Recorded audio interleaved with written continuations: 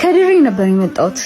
ሁሌ ጠዋት 1:30 አካባቢ ለልቤ ሰላም ለህመሜ ደግሞ ብርታትን የሚሰጥ ሙዚቃ ነው የሚጫወት ልጅ አለ። ግን አይቼው አላውቅም። ሙዚቃው የሚሰማው ወደ ወፍጮ ቤት አጠገብ ይመስለኝ ነበር። እዛ ጋር ሲሄድ ግን ከሰራተኞቹ ውጪ ሌላ ምንም አይነት ሰው የለም።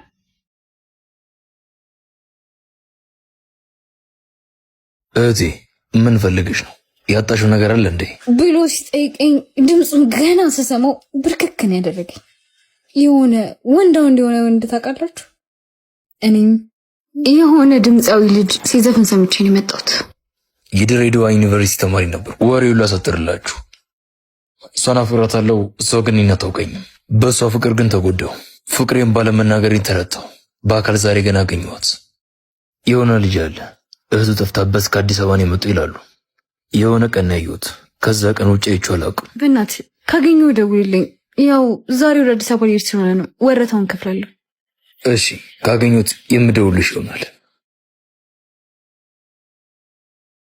በስስት ነበር የማይሽ ቢከፋኝ ዛሬ ስለይሽ ያራቀኝ መንገድ ካጠገቤ ጥሎብኝ መከራ ለልቤ ላልችለው ምን አለ ባይሰጠኝ ከሰጠን ምን ነበር ባይነፍገኝ ተሟጦ ካለቀ ተስፋዬ ሐዘኔን ልጠበው በንባዬ ምን ሰው አለኝ ብዬ ችዬለይሻለው ቢገባሽ ከልቤ ዛሬም ወድሻለው። ካንተ ይልቅ ሌላ ሰው ስትመርጥ ምን ተሰማ? አሁንም ድረስ ትናፍቃታለህ? ናፍቆቱም አለ፣ ግን ከእንግዲህ እንድትመለስ አልፈልግም። ለምን? እየወደድካትማ። እንዴት? ምክንያቱም ከሷ መራቅ ምንም ያህል ቢጎዳኝም ከሷ ጋር መሆን ግን ራሴ እንድጠላ ያደርገኝ ነበር። ካንተ ይልቅ ሌላ ሰው ስትመርጥ ምን ተሰማ?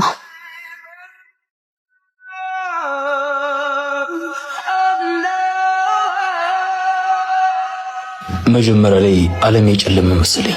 በኋላ ግን የተረዳሁት ነገር ቢኖር እሷ የለቀቀችው የኔን እጅ ሳይሆን የራሷ መልካም እድል መሆኑን ነው። ታዲያ ይቅርታ ብጠይቅስ አትምራትም? ይቅርታ ማድረግለታለሁ። ነገር ግን ይቅርታ ማለት ድጋሚ ቤት ውስጥ ቦታ መስጠት አይደለም። ካለፈው ነገር የተማርከው ትልቁ ነገር ምንድን ነው? ለማይወድ ሰው ስትል ራስን አትጣ። ምክንያቱም ትክክለኛ ሰው አንተ ለማግኘት ራሱን እንጂ አንተን አያሰጣ። ባስ ምን እያደረክ ነው? አንቺን እያወራሁ ነው። አትቀልድ። ከዛ ውጭ ምንም እየሰራ አይደለም። ደሞ ትቼ ሄድኩ አይደል? ያው ምን ታደርጊዋለሽ? በፍቅር ውስጥ ጨካኝ ልብ ገጠመኝ። እሺ ቆይ ምን ላድርግ? ግድ ስለሆነብኝ እኮ ነው። ተረዳኝ እንጂ አንተ ትረዳኛለህ ብዬ ባሰብኩ። በቃ እንዴ ስቀልድ ነው፣ ግን ደግሞ ወድሻለሁ። እሺ እኔም ወድሃለሁ። ስልኩን አንሳልኝ። እቤት ነው አይደል? አዎ ተጋድሜልሻለሁ። አልተነሳው። እሺ ልደውል ነው። አሁን ስልኩን አንሳልኝ።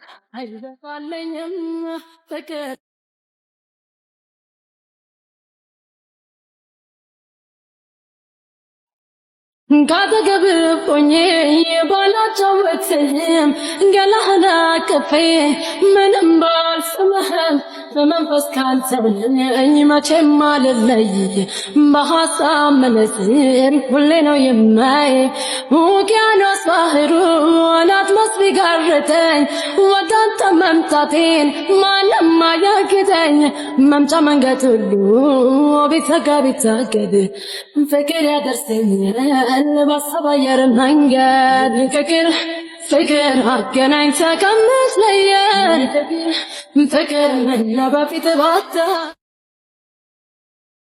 ባይነ ብቻዬን የኔ እንደሚያይ ባይ ለፍቅሬ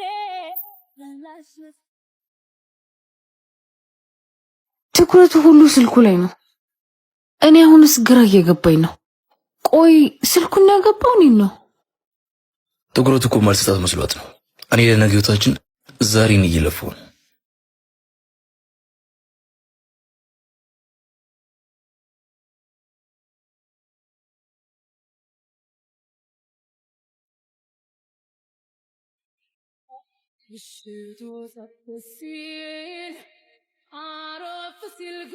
ሉሌ ዛሬ በጣም ከባድ ነው ያሳለፍኩት።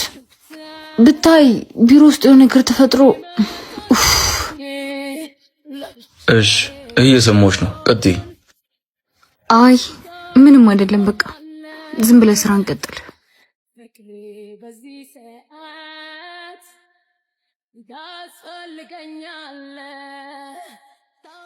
ዛሬ በጣም ደክሞኝ ነበር። ያንተን ትንሽ ትኩረትና አይዞሽ የሚል ቃል ብቻ ፈልጌ ነበር። ስልክ ግን ከኔ በላይ አስፈላጊ ሆነ።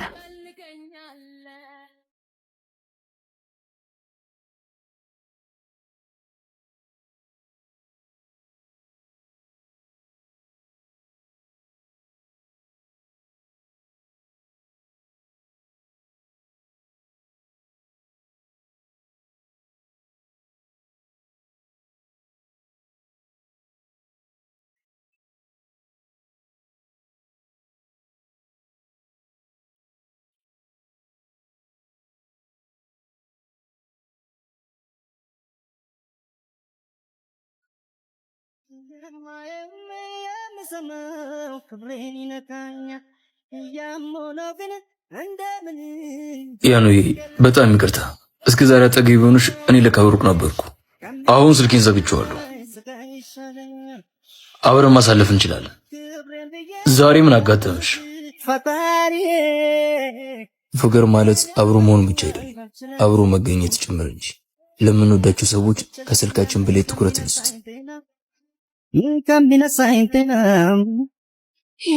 ኩራተኛው ልጅ የከታለች መሳይ የማን ቀብራራ የከታለች መሳይ ለሌላ እንዳይመስልህ አንተ አቤት የማን ቀብራራ የከታለች መሳይ የማን ቀብራራ እንዴት ነህ? የከታለች መሳይ ለሌላ እንዳይመስልህ አንተን ቆመሳይ ደህና ነኝ።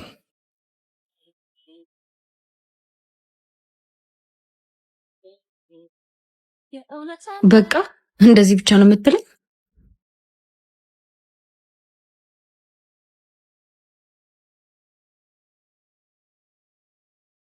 እና ሌላ ምን ልበል?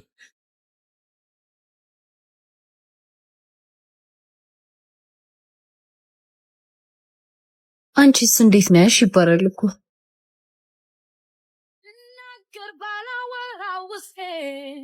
ሰው ያውቃል ላንተ እጄን መስጠቴን ሽሽኪስ እንዴት ዘልቃለሁ አላወኩሽም ግን ማልበል ድርጊቴ ቃላለሁ እንዴት አታውቀኝም? የክላሳችን ቆንጅየዋ ልጅ ነኝ እኮ።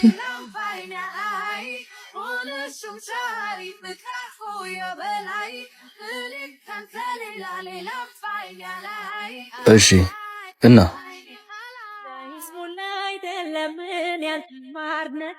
እናማ ማንም እኔ ላይ ኮርቶብኝ አያውቅም። አንተ ግን ጠገብክብኝ። ብቻ ይሁን አስተካክለዋለሁ። አንተ ጋር በፍቅር ለመኖር ተስፋ አለ ብዬ ቃል ገባሁኝ።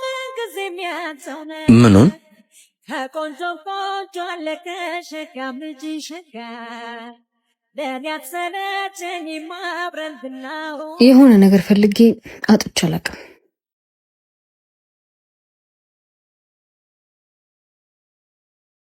እና ምን አደርግ ነው የምትይኝ?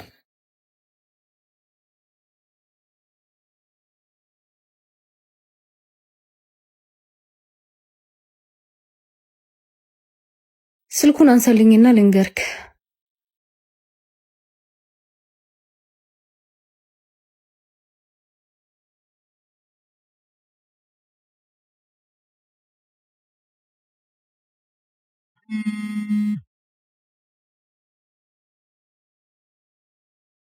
ማልተከለከለ በሚበላ ፍሬያገኝ ካለው ተቦካላ በቻዙር አይደለም መጥቼ ፊት ለፊት ነው የማገኝ ኮርቼ ልብህን ነው የማገኘው ከፍቼ ባተቀደሰለ በሚባል ፍሬያገኝ ካለው ተቦካላ በቻዙር አይደለም መጥቼ ፊት ለፊት ነው የማገኝ ኮርቼ ልብህን ነው የማገኘው ከፍቼ ባይነ ብቻዬ የኔ እንደሚያይ ጠፋኝ ለፍቅሬ ምላሽ መስጠት ካንተ ጋር ውዬ አብሬ ሳድር ሉሌ አቤት። እኔ አልቻልኩም። በጣም ናፍቀኸኛል። በእናት እንደ በፊት እንሁን። ያ መሆን እንደማይችል እኮ ከአንዴም 2-3 ይነግርሽ ነበር።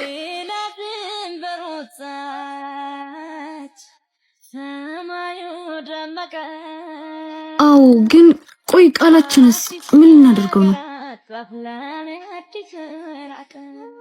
በቃ ቀለል እኮ ነው፣ ያጋጥማል። ይቅር በለን እንለዋለን ፈጣሪያችን። አይመስልሽም?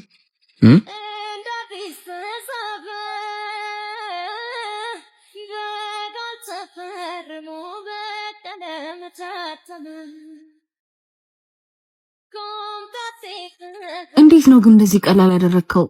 አልኮ ነው። እኔ እኮ ለአንቺ አስቤ ከኔ የተሻለ ሰው ያስፈልግሻል። እኔ ለአንቺ ያሉን በቃ በእናትሽ እንደፈልኩ ልሙት። መኖር ታውቃለህ ልምዴ ነበር። እሺ አንዴ ስልኩን አንሳልኝ።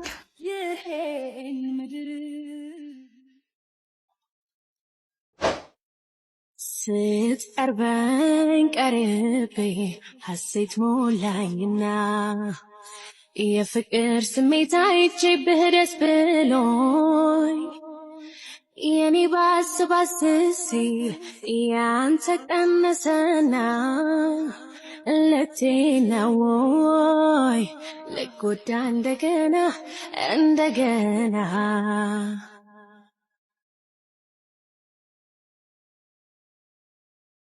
ግን እወድህ ነበረ ግን ዛሬ ሁሉ ቀረ ግን እወድህ ነበረ ግን ዛሬ ሁሉ ቀረ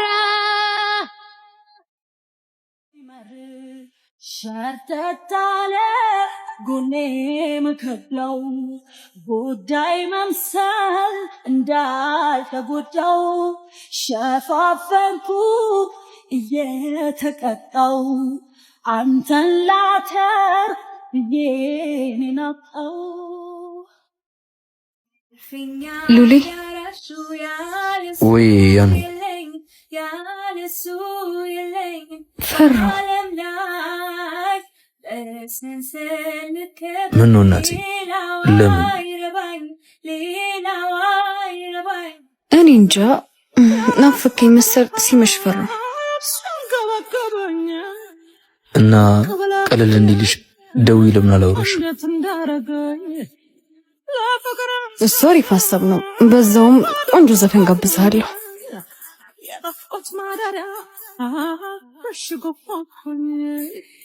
ደስ ይለኛል። እሺ በቃ ልደውልሽ።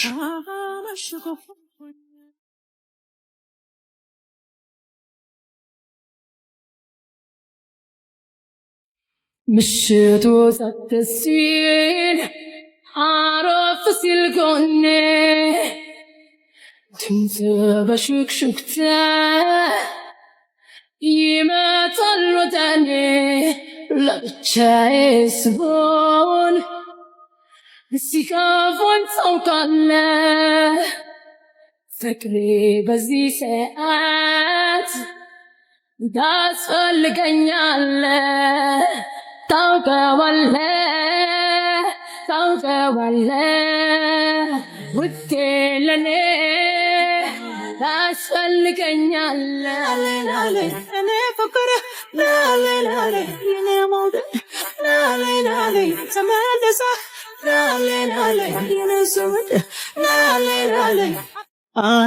ሉሌ እስካሁን ድረስ ትወደኛለህ? ያው ማለት የፈለግኩት ያ የፍቅር ስሜት አሁንም አንተ ጋር አለ? ያኑ አላዘንሽም? ለምንድን ነው የምትጮችብኝ? ለምንድን ነው እየደነ ያለን ቁስል ድጋሚ ሌላ የምትጨምር? ቆይ ግን ምን አደረኩሽ? ይቅርታ እንደዚህ አይነት ነገር ስለከተትኩ።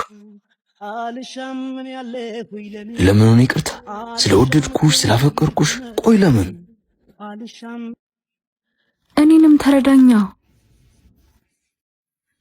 ቆይ ግን ምን ልረዳ? እስኪ ንገረኛ ነው። በቃ ይቅርታ፣ ይሄ ብቻ ነው መልሴ። ኧረ የምር ይሄ ብቻ ነው በቃ መልስሽ? አዎ እንዳስከፋው አውቃለሁ። በቃ ይቅርታ፣ እንደ በፊታችን ነው ሉሌ። እንደ በፊታችን? አዎ። ስልኩን አንሺልኝ።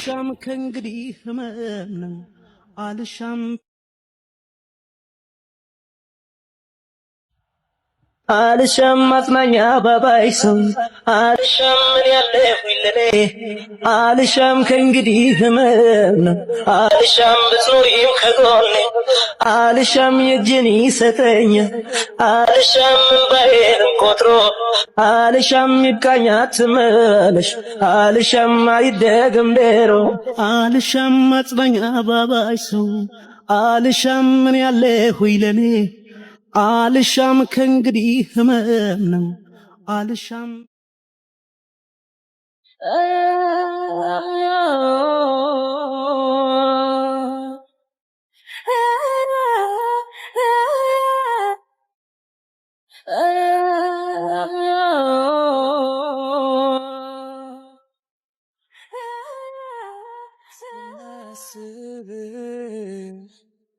ኤሎኑይ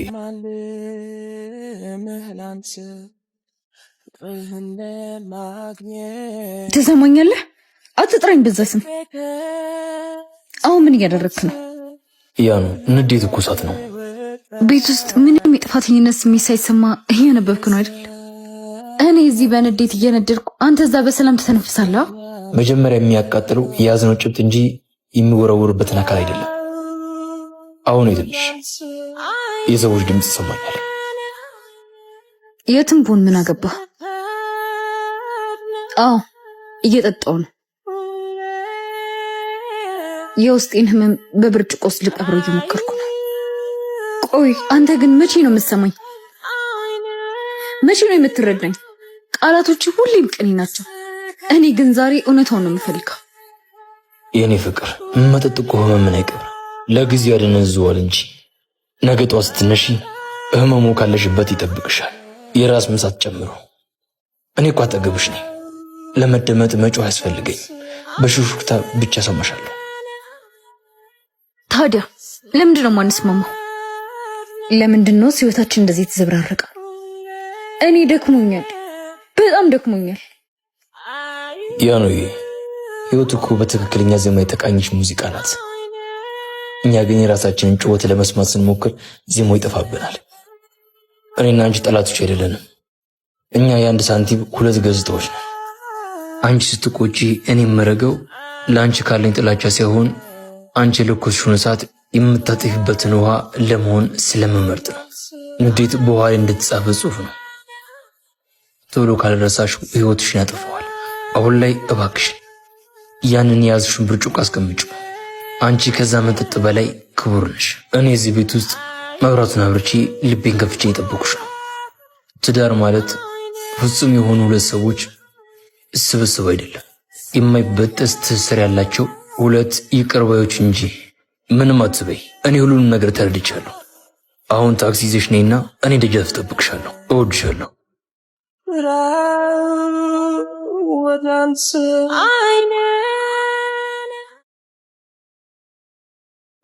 ከአንተ ይልቅ ሌላ ሰው ስትመርጥ ምን ተሰማ? አሁንም ድረስ ትናፍቃታለህ? ናፍቆቱም አለ፣ ግን ከእንግዲህ እንድትመለስ አልፈልግም። ለምን? እየወደድካትማ እንዴት? ምክንያቱም ከሷ መራቅ ምንም ያህል ቢጎዳኝም ከሷ ጋር መሆን ግን ራሴ እንድጠላ ያደርገኝ ነበር። ከአንተ ይልቅ ሌላ ሰው ስትመርጥ ምን ተሰማ?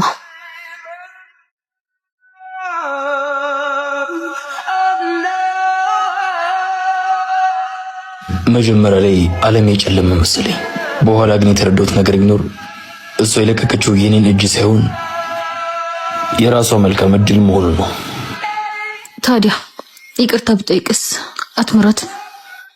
ይቅርታ ማድረግ ይለታለሁ። ነገር ግን ይቅርታ ማለት ድጋሚ ቤት ውስጥ ቦታ መስጠት አይደለም። ካለፈው ነገር የተማርከው ትልቁ ነገር ምንድን ነው?